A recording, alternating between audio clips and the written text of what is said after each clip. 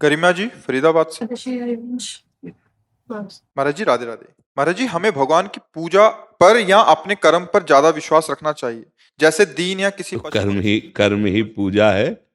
कर्म ही पूजा है। तुमने पूजा को अलग क्या समझ रखा है? क्या पूजा समझते हैं आप और क्या कर्म समझते हैं?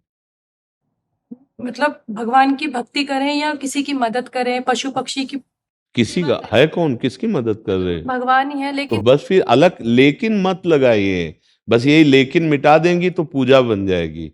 देखो, जब एक बार श्री एकनाथ जी महाराज गंगोत्री से बहुत से भक्तों के साथ जल लेकर के रामेश्वरम जा रहे थे चढ़ाने के लिए। तो बस रामेश्वर जी थोड़ा ही दूर रह गए थे, तो पास में देखा एक गधा जबान निकाले हुए ऐसे प्यासा पैर फटफटा रहा है। वो कलश में लाए थे गंगोत्री से। उन्होंने कहा कि हम तो अब एक कदम नहीं चलेंगे, क्योंकि हमको ये प्यासा दिखाई दे रहा है, अब हम नहीं गए। सबने मना किया कि गंगोत्री से जल रहा है तो रामेश्वर जी में चढ़ा दीजिए। उन्होंने उसको ऐसे उठाया और कहा, हे भगवान शिव, आप कण कण में विराजमान हो, मेरा जल स्वीकार करो। पूरा घड़े का गंगा जल पिला दिया। वो सब गए उधर जल चढ़ाने, तो इधर देखा गधे से भगवान रामेश्वरम जी प्रकट हो गए, साक्षात दर्शन दिया। सब रूपों में भगवान है, ऐसा मान करके ये सच्ची पूजा मानी जाती है। हाँ, हम कभी विग्रह में पूजा करते हैं तो कभी सबके हृदयों में विराजमान, पशु पक्षियों के हृदय में विराजमान। तो हमारी भावना तो ये होनी चाहिए ना, सब में भगवान है, पति में, पुत्र में, परिवार में, सब में। अगर हम ऐसी भावना से पूजा करते हैं तो वो पूजा हमारी भगवान स्वीकार कर लेते हैं। और अगर हम केवल मूर्ति में पूजा करते हैं और सबसे विरोध, द्वेष, हिंसा, कपट ऐसा करते हैं, तो भगवान कपिल देव जी ने श्रीमद् भागवत में कहा है कि वो पूजा में स्वीकार नहीं करता। जैसे राख में किया हुआ हवन बेकार हो जाता है, ऐसे हम वो पूजा मानते हैं। मूर्ति में तो अच्छे भाव से पूजा की और व्यवहार में तुम छल, कपट, हिंसा, व्यभिचार, ऐसे पापाचरण, वो भगवान पूजा स्वीकार नहीं करते। आप समझ पा रहे हैं?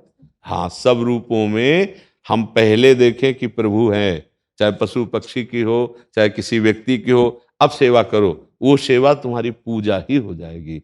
हर कर्म उसकी पूजा हो जाती है जो अच्युत भावना से, भगवत भावना से युक्त हो जाता है। त्युषा जहांगीर जी। राधा वल्लभ श्री हरिवंश। आपका प्रश्न है। राधा वल्लभ श्री हरिवंश। आपके सत्संग सुनने से राधा कृष्ण की भक्ति जागृत हुई है, परंतु मेरी एक परेशानी है। लड्डू गोपाल की सेवा जैसे श्रृंगार में ध्यान अधिक जाता है उनकी सेवा करते हुए, और सारे दिन श्रृंगार की चिंता रहती है। क्या इसे भाव समझे या चूक समझे?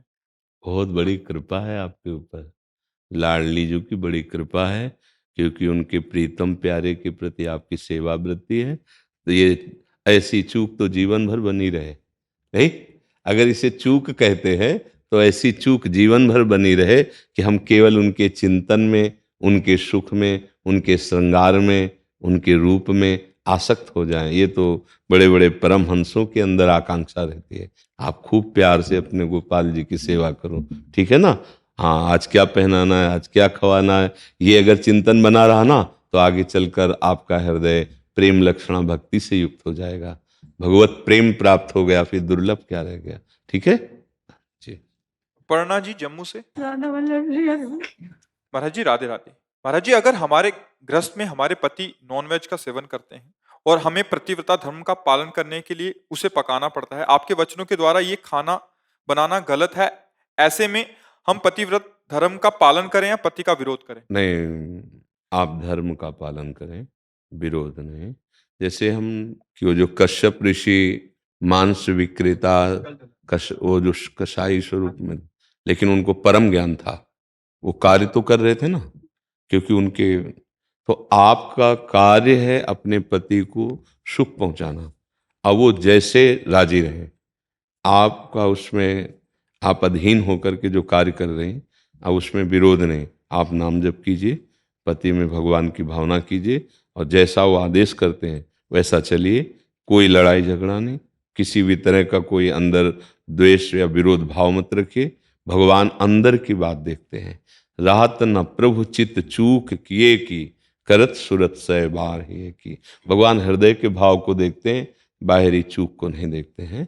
और ये आप और भाव बढ़ाइए, उन्हीं में प्रभु को देखने की चेष्टा कीजिए और प्रार्थना कीजिए कि प्रभु कभी जैसे हमारे हृदय में भक्ति आ रही वैसे आप अपनी दिनचर्या बदल दें, आप अपने आचरण बदल दें, तो हम सुखी हो जाएंगे।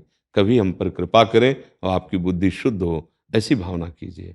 विरोध तो कभी कीजिएगा नहीं, भक्ति विरोध नहीं सिखाती। हाँ, भक्ति प्रेम के वशीभूत करके जब हम भगवान को प्राप्त कर लेते हैं, फिर उनमें तो भगवान का अंश विराजमान है, इसलिए विरोध नहीं, बिल्कुल कदापि विरोध नहीं। जी। आदर्श दुबे जी बनारस से। राधे राधे महाराज जी। महाराज जी, नाम जप और ध्यान में क्या अंतर है और क्या समानता है? नाम जप बिना ध्यान के भी प्रारंभ किया जा सकता है, लेकिन ध्यान के लिए मन का निश्चल होना, चंचलता रहित होना, निर्मल होना, प्राणों का सूक्ष्म होना और शरीर का चंचलता रहित होना। शांत बैठ के 2 घड़ी अर्थात 48 मिनट तक हमारे शरीर में कोई हरकत नहीं होनी चाहिए। प्रथम तो योग्यता आसन की होनी चाहिए, फिर द्वितीय योग्यता हम मन को जहाँ लगा सकें तत्काल लक्ष्य पे लग जाए और वहाँ से चंचल ना हो। ये प्राण सूक्ष्म हो, ब्रह्मचर्य सुरक्षित हो, तब जा कर के कहीं ध्यान का विषय बनता है। और जब हम नाम जप करते हैं तो हमारा अगर ध्यान भटक भी रहा है तो हमें लाभ मिल जाएगा। भाव कुभाव अनखालस हो। जैसे अग्नि में दाहिका शक्ति है तो भाव से छू लें, या कोई छुप के छुआ दे, या हम क्रोध करके छू लें, या कोई जबरदस्ती हमें ढकेल दे, उसमें जलाने की शक्ति है दाहिका शक्ति, वो अपना काम करेगी, जला देगी। ऐसे ही नाम में तारण शक्ति है, सर्वपाप नाशक शक्ति है, आनंद प्रदायनी शक्ति, बहुत से दिव्यता नाम में है। तो हमारा भाव बन रहा है तो भी, भाव नहीं बन रहा तो भी, अगर जिह्वा पे नाम चल रहा है तो हमारा मंगल ही होगा। भाव को भाव अनखालसहु, नाम जपत मंगल दिस दसहु। अब ध्यान की प्रक्रिया, जैसे हम राधा नाम जपते हैं तो ध्यान में आंख खुली है बंद, राधा, अंदर से उच्चारण भी हो रहा, नेत्रों में दिखाई दे रहा, श्रवणेंद्रिय सुन रही है, और बिना मन के लिखे वो लिखेगा नहीं, तो मन को लिखना पड़ेगा राधा। अब पूरी एकाग्रता हो रही। अब जहां नाम में तन्मयता हुई, निष्पाप हुआ, तो इसी राधा नाम में राधा रूप प्रकाशित हो जाएगा। प्रीतम साथ में प्रिया प्रीतम, निकष कुंज ठाड़े भय, भुजा परस्पर अंश। तो अपने आप हमें जो गाढ़ ध्यान की स्थिति चाहिए वो नाम प्रदान कर देगा। नाम में इतनी पावर शक्ति है, कुंडलिनी को जागृत कर देगा। नाम में इतनी महान शक्ति है, समस्त ज्ञान शास्त्रों का अपने आप प्रकाशित हो जाएगा। तो नाम जप से ध्यान भी पुष्ट हो जाएगा, नाम जप से ज्ञान भी पुष्ट हो जाएगा। जब ज्ञान हो जाएगा तो राग रहित उपासक भगवदानंद को अपने आप प्राप्त हो जाता है। आप सोच पा रहे? इसलिए हमें लगता है प्रधानता नाम की रखनी चाहिए। नहीं, आप देखो, आप 48 मिनट क्या 20 मिनट भी बिना हिले डुले बैठने में असमर्थ है।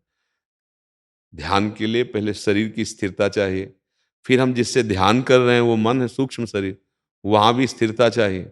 इसके लिए ब्रह्मचर्य चाहिए, प्राण सूक्ष्म चाहिए। तब भाई जो अष्टांग योग का विषय ध्यान है उसमें तो ये सब चाहिए। अच्छा, हम कीर्तन कर रहे हैं तो कीर्तन करते करते हृदय पवित्र होगा तो ध्यान अपने आप लग जाएगा, समाहित हो जाएगा। हृदय पवित्र हो जाए तो अनायास ध्यान अपने आराध्य देव में लग जाएगा। इसलिए सब शास्त्रों के सम्मत और साधु सम्मत बात कहते हैं। बड़े भाग्यशाली हैं जिनकी नाम में श्रद्धा हो गई और विश्वास करके नाम जपने लगे, नाम का ही ध्यान, नाम का ही श्रवण, नाम का ही मनन, वो सब कुछ प्राप्त कर लेते हैं। और प्रभु का रूप हमने देखा नहीं तो ध्यान कैसे धरे? अच्छा, हमारी मन बुद्धि की पहुंच नहीं है प्रभु तक, क्योंकि प्राकृतिक है, करण प्राकृतिक है, अंतःकरण ये प्राकृतिक है, और चिदानंद में देह तुम्हारी, विगत विकार जान अधिकारी। प्रभु चिदानंद में है, तो प्राकृतिक मन बुद्धि चिदानंद में कैसे जाएंगे? तो नाम चिदानंद है प्रभु का। तो जब हम नाम जप करते हैं तो नाम की कृपा से नाम ही स्वयं मन में प्रकाशित हो जाता है। मन वहां नहीं पहुंच पाता, वो मन में प्रकाशित हो गया। बस जे ही एक बार साक्षात्कार हुआ, जन्म जन्म का भ्रम मिट गया, जन्म जन्म का दुख मिट गया। इसीलिए सार बात है नाम जप। जैसे सन्यासी जन प्रणव जपते हैं, ओम ओम, ओंकार, ये हमारे भगवान का नाम है, जिसे वेद उद्गीत कहते हैं। ये भगवान, कोई राम, कोई हरि, कोई शिवोहम, कोई दासोहम, सब उसी परमात्मा के नाम है। बस जहां गुरु ने जो दे दिया, बस उसी में चित्त वृत्ति लगा दे, पहुंच जाएगा। और बात, रूप है पतंग और नाम है डोरी। अब डोरी को छोड़ दो, पतंग पकड़ के दिखाओ, नहीं पकड़ पाओगे। पकड़ा, डोरी खींचा, आ गई पतंग। नाम की डोरी में रूप बंधा हुआ चला आएगा, अपने आप प्रकाशित हो जाएगा। जय श्री भट्ट प्रेम रस बंधन, क्यों छूटे दृढ़ फंद, बसो मेरे नैनन में दो चंद। गौर वदन वृषभानु नंदिनी, श्याम बरन नंद नंद, बसो मेरे नैनन में दो। वो नेत्रों में आके बस जाते हैं। अगर नाम का परिचय न हो तो रूप पास होने पर भी आप परिचय नहीं प्राप्त कर सकते। एक बार पूज्य श्री महात्मा गांधी जी कहीं सभा में जा रहे थे भाषण देने देश प्रियता का, तो कुछ लोग, गांव के लोग, महात्मा गांधी जी के भाषण और दर्शन सुनने के, वो सामने ही ऐसे बैठे थे।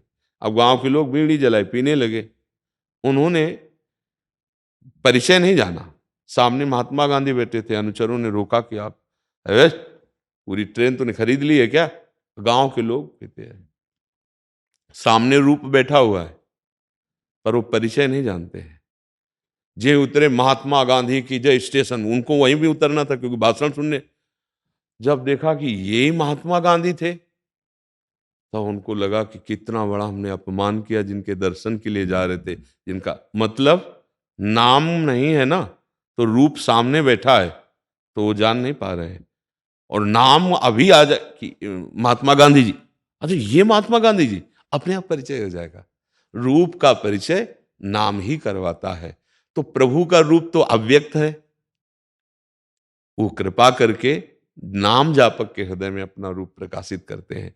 कोई अपनी तरफ से उनके रूप का कैसे भावना कर सकता है? क्योंकि प्रकृति में कोई स्याही नहीं है जो प्रभु के श्याम सुंदर अंग की शोभा उतार सके, क्योंकि सब प्राकृतिक है। तो चिदानंद स्याही हो तब तो बात बने, और चिदानंद लेखनी हो और चिदानंद कागज हो, तो उसमें चिदानंद भाव वाला चित्रण कर सकता है। तो ये तो हो नहीं सकता, क्योंकि ये जितनी भी क्रियाएं वो सब प्राकृतिक है। तो अनुभव गम्य भजे जय संता, वो रूप अनुभव में आता है प्रभु के। हम बाहर से उनके रूप की आराधना करते हैं, बाहर से हम अंतर्मुखी होते हैं। धीरे धीरे धीरे जो रूप हमने बाहर देखा तो वो भावकृत था, अब जो अंदर प्रकट हुआ वो चिदानंद प्रकट हो गया।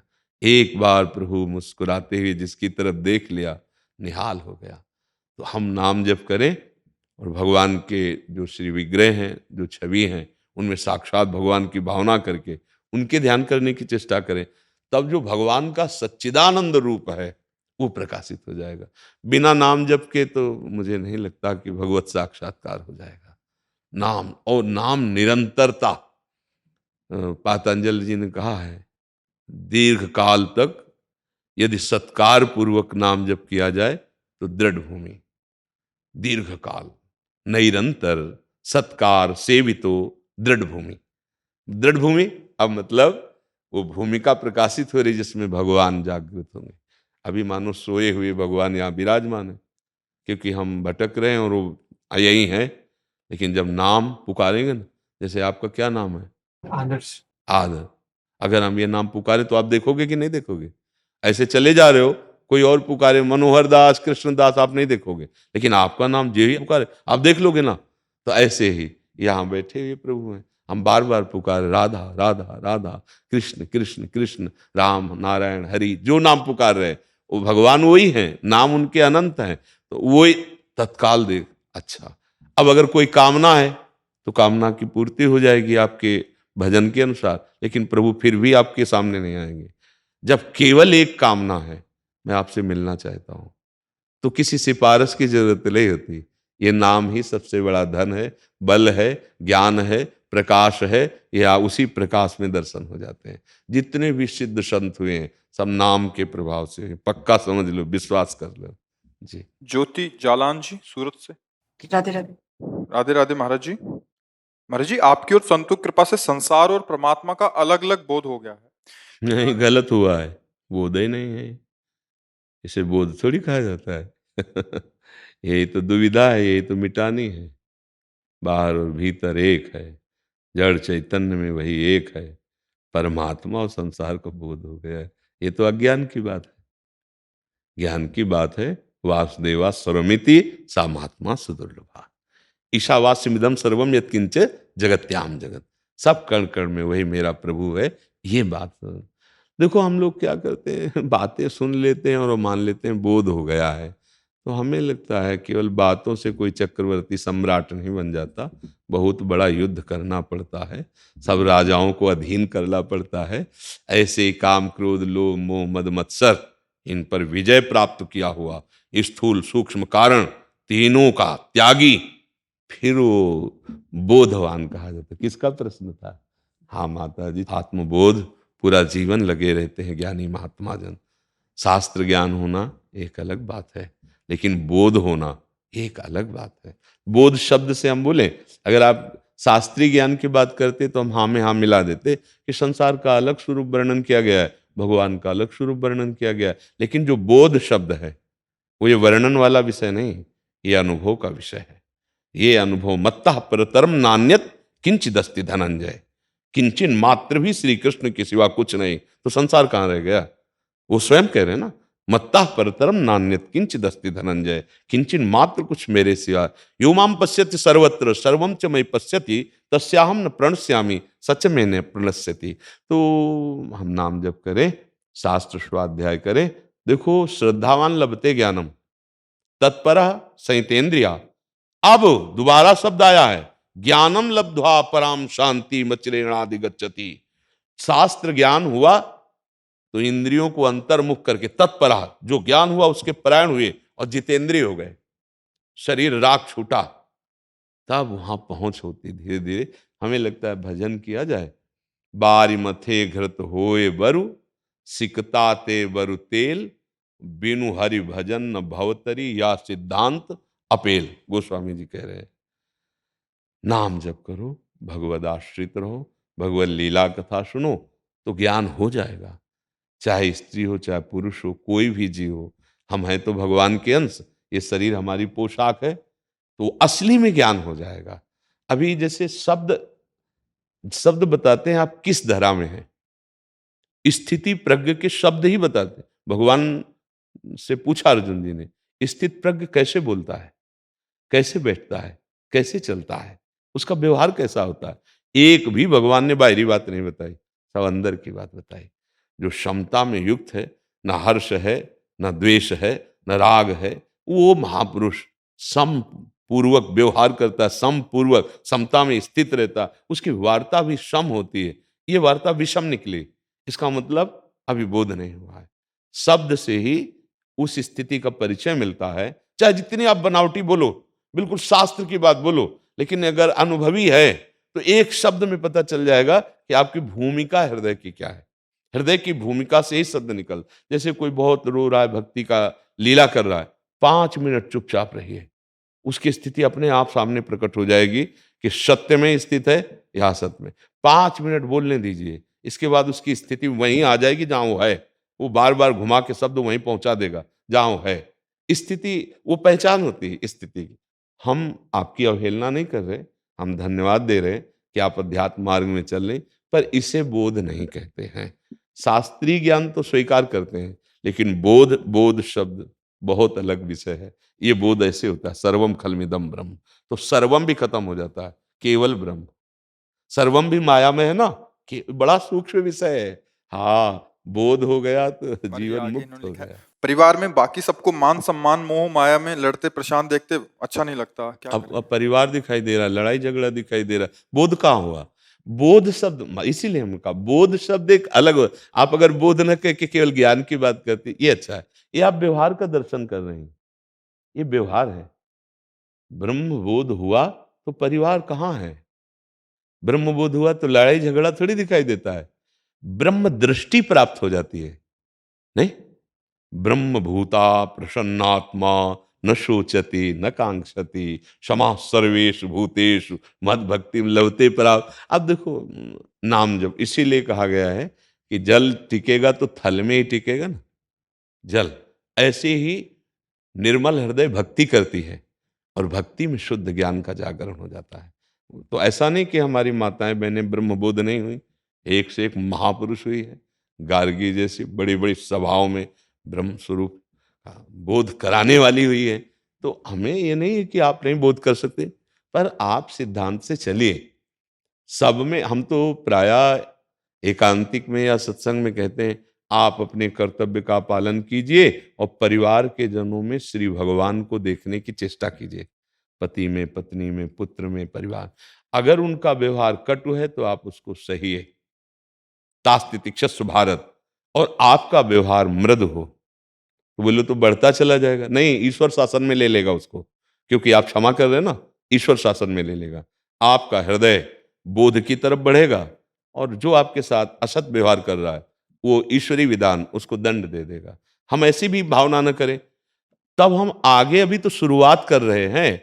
जब स्थिति में आएंगे तो हम मेरे सिवा कोई है ही नहीं, बोध का, भक्ति का स्वरूप है, आपके सिवा कोई नहीं, और ज्ञान का है कि जो ये मेरा भी शब्द माया में है, आत्म स्वरूप के सिवा कोई है नहीं।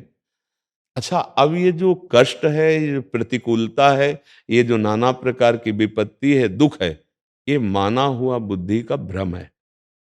एकादश स्कंद में तितिक्षु ब्राह्मण की कथा पढ़ के देख ला, उसको बांध दिया लोगों ने, थूक रहे हैं, पीट रहे हैं, भिक्षा पात्र छीन के पटक दिया, भिक्षा भी जैसे पशु को बांधते से बांध दिया उस महात्मा को।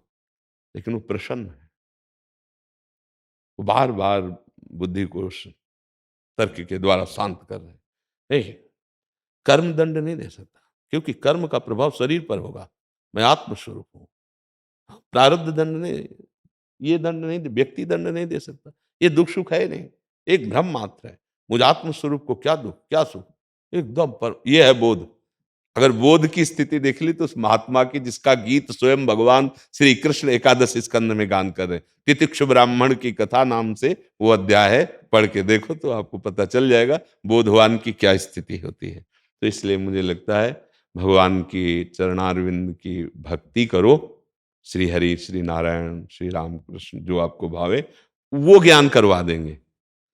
सोई जानई जेहि देहु जनाई, और जानत तुम्हें तुम्हें हो जाए।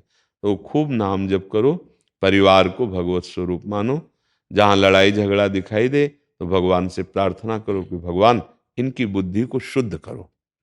हम नाम जप करें और अगर अपने परिवार को दें कि हमारे बालक की बुद्धि शुद्ध हो जाए, हमारे पति की बुद्धि शुद्ध हो जाए, हमारी पत्नी की बुद्धि निश्चित हो जाएगी। भजन में ताकत है। जो हम भजन करने के मार्ग में लड़ाई झगड़ा, तो मुझे लगता है ठीक है नहीं, या लड़ाई झगड़ा देख के असंतुष्ट होना ये भी ठीक नहीं है। क्योंकि अगर हमारा हृदय जलेगा, एक लड़के जल रहा है और हम देख सुन के जल रहे हैं, बात स्थिति तो दोनों की एक ही हुई ना। तो इसलिए हमें लगता है कि हमारा सुधार होना चाहिए, वो नाम जप से, भगवद आश्रय से, सत्संग सुनने से होगा। अगर आपको इसमें कोई संशय हो तो आप कह सकते हैं। जी।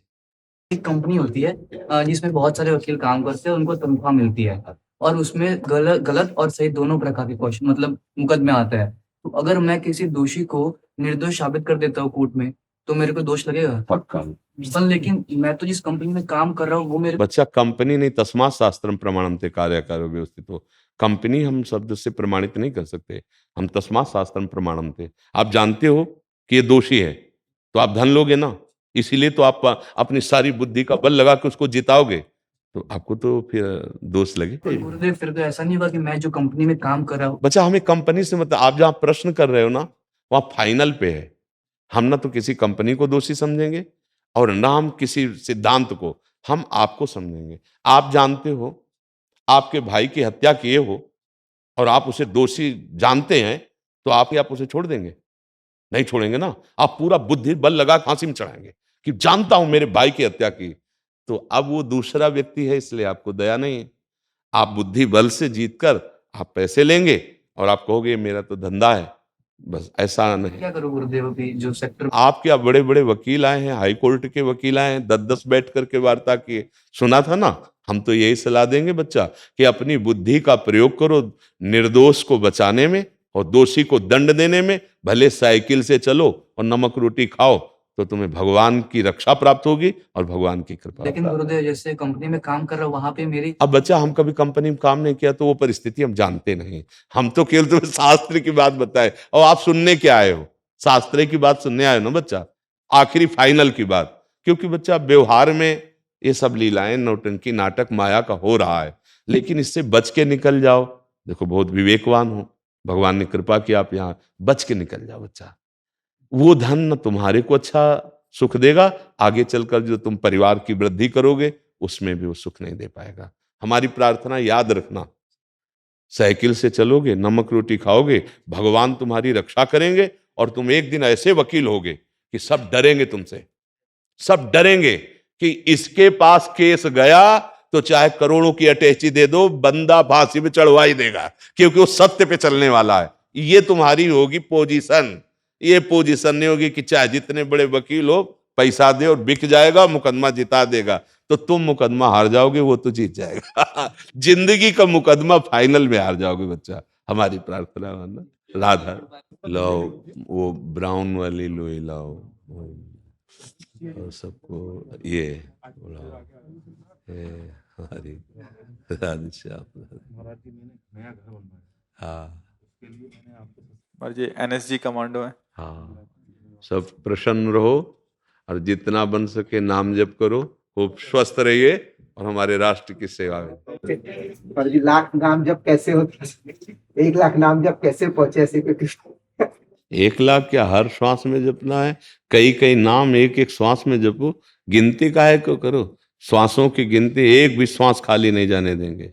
श्वासा श्वासा नाम जपे दुविधा रहे न कोई। भगवान संख्या में नहीं मिलते, सुमिरन में मिलते हैं।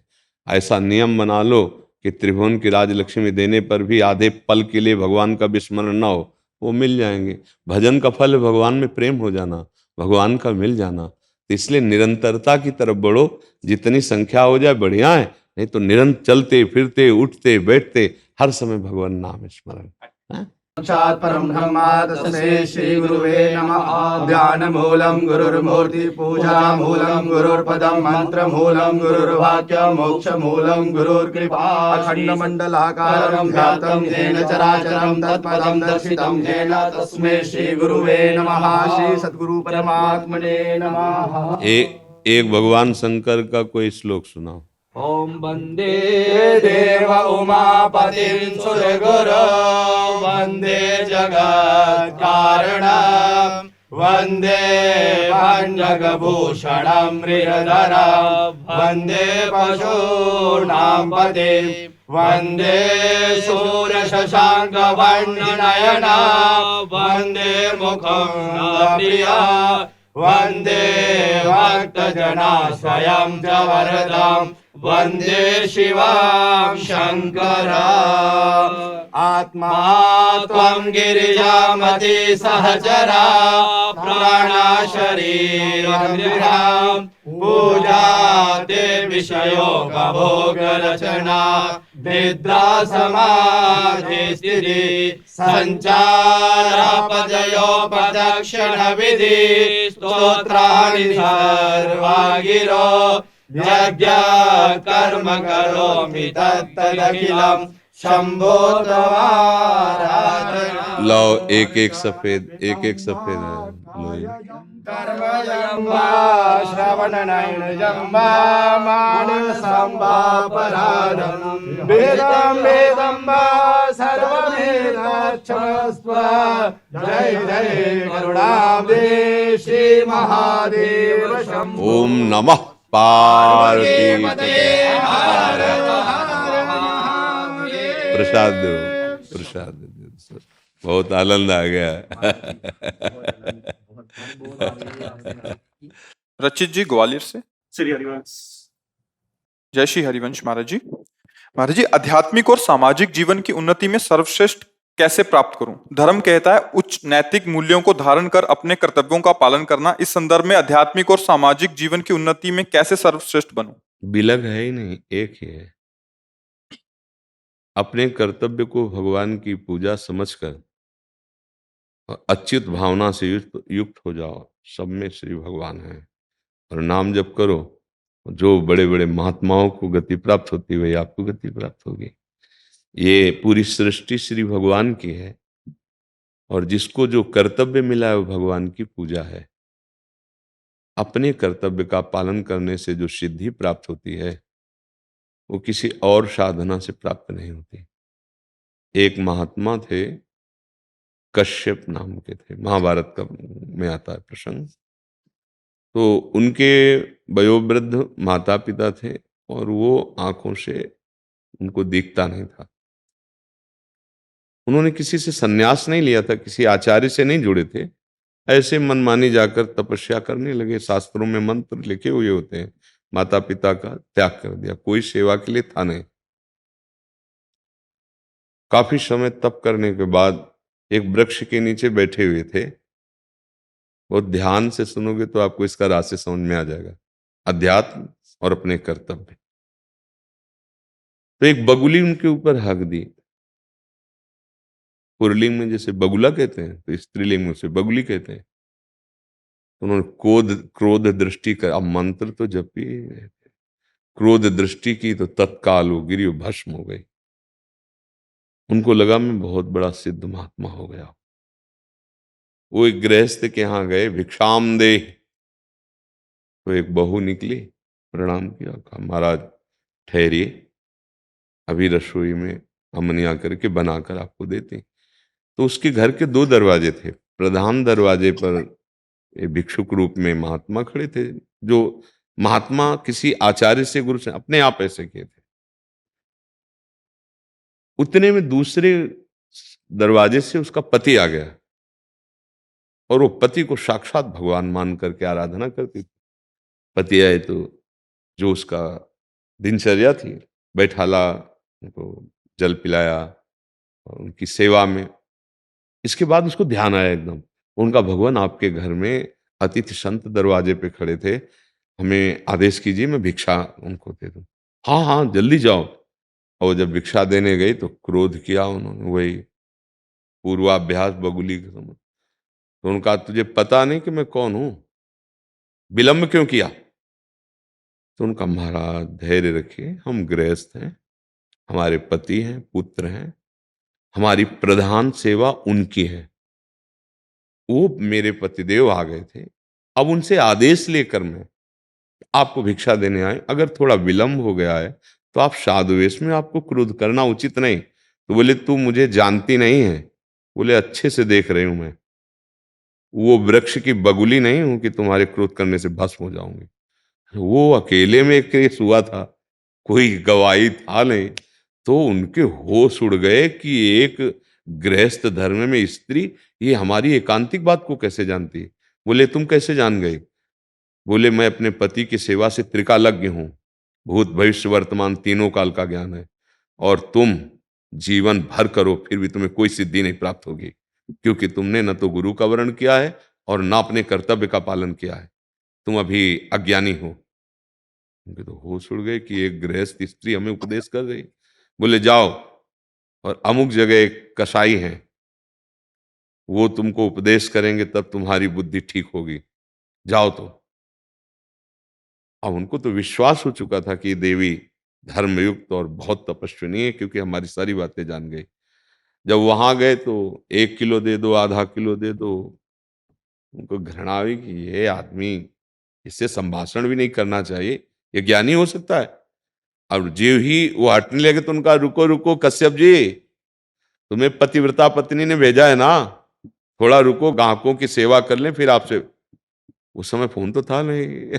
उनको लगा यार हम नहा धो के तपस्या आसन पद्मासन में करते हो ये, और वो अपने पति की, तो आखिरकार मैं कमजोर क्यों हूं?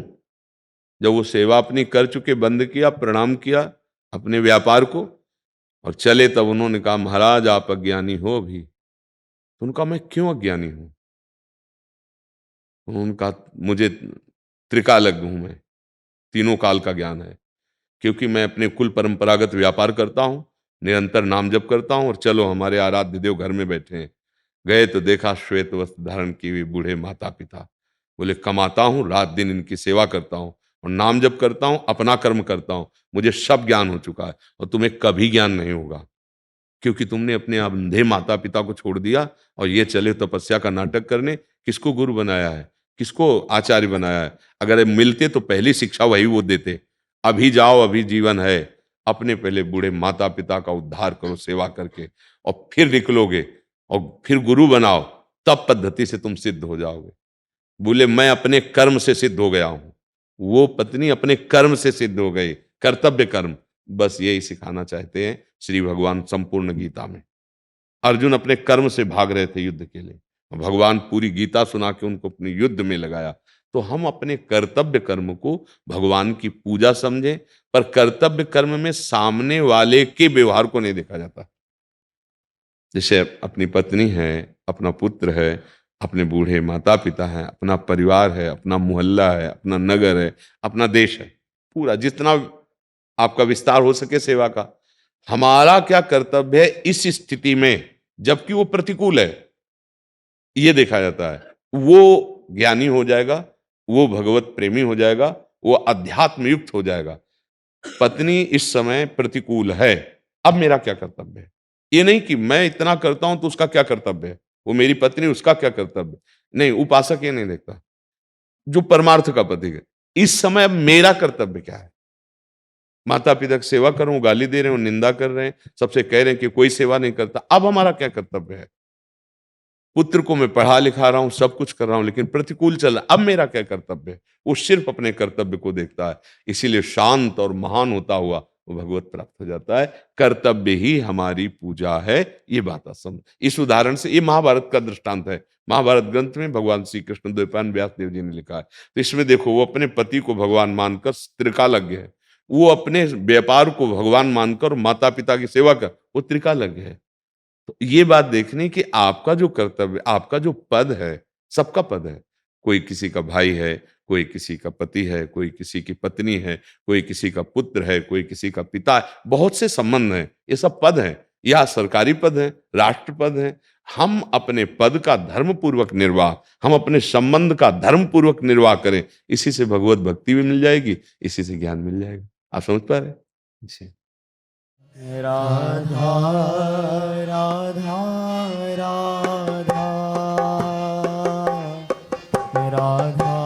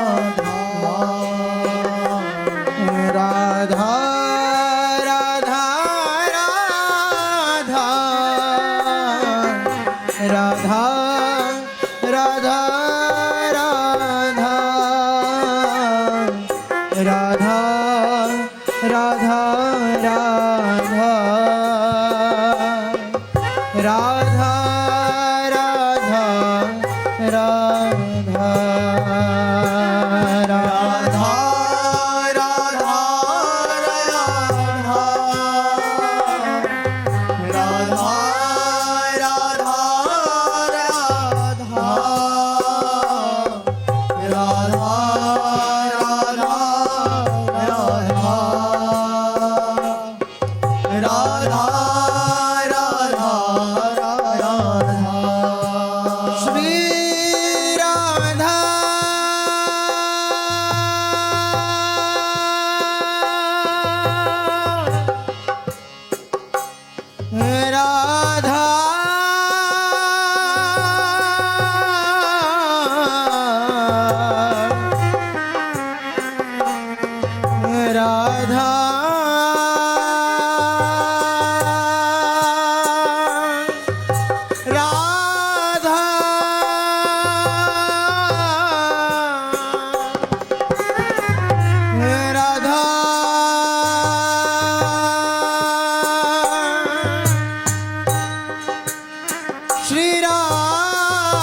राधा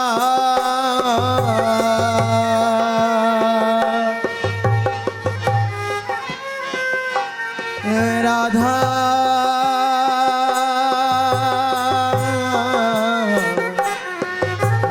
राधा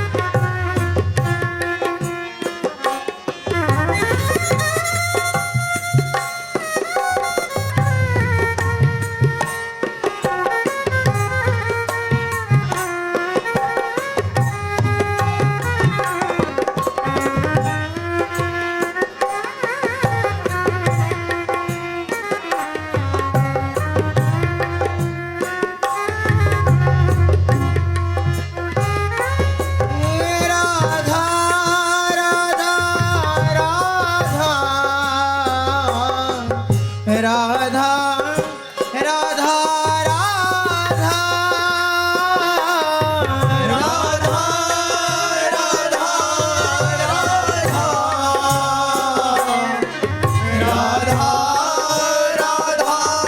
राधा राधा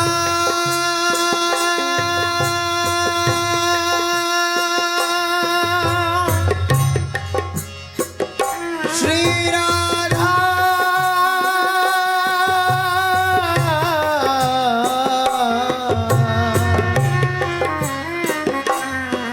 राधा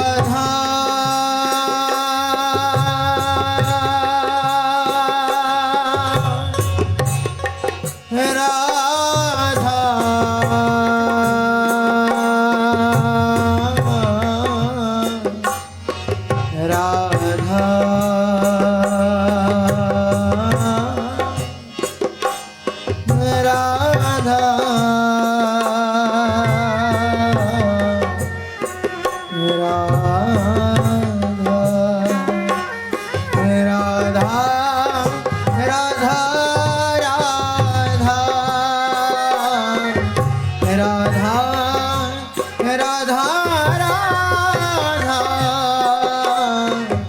राधा राधा राधा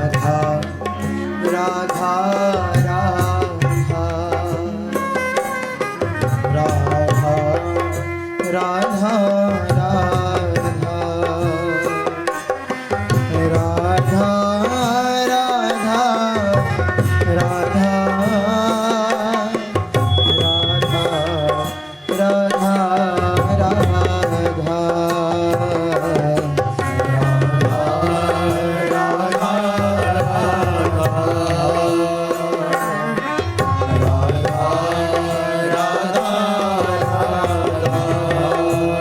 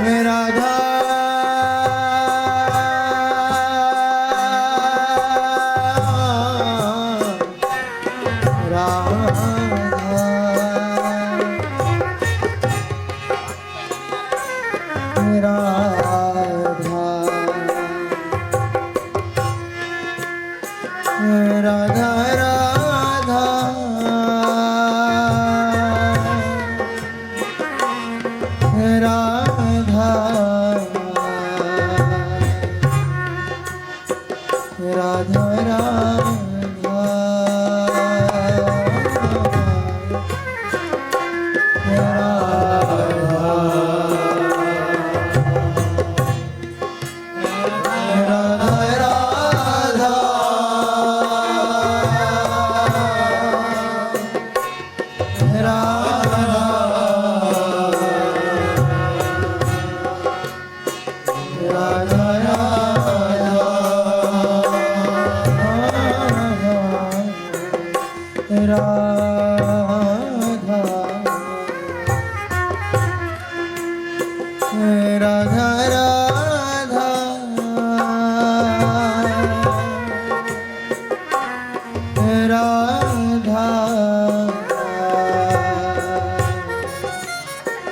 राधा